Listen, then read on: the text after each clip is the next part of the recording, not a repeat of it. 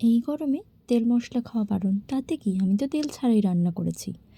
তার জন্য কড়াইতে দারচিনি, এলাচ, লবঙ্গ, গোটা জিরে নাড়াচাড়া করে একটু ভাজা ভাজা হয়ে গেলেই তার মধ্যে গ্রেট করা পেঁয়াজ, গ্রেট করা আদা, রসুন, কাঁচা লঙ্কা দিয়ে ভালো করে নাড়াচাড়া করে নিতে হবে।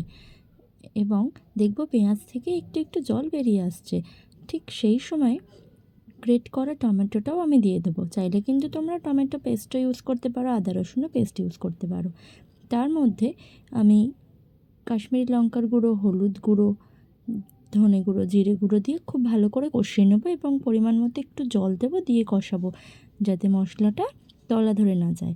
এবং তারপর নুন দিয়ে কষানো হয়ে গেলে এর মধ্যে আমি কেটে রাখা পনিরগুলো দিয়ে দেবো। পনিরগুলো কিন্তু আমি ভাজা করিনি, পনিরগুলোও কিন্তু কাঁচা, তাই একদম হালকা হাতে নাড়বো যেন পনিরগুলো ভেঙে না যায়।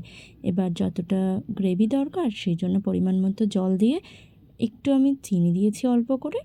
তারপর নামানোর সময় শাহি গরম মশলা দিয়ে নিলেই ব্যাস রেডি।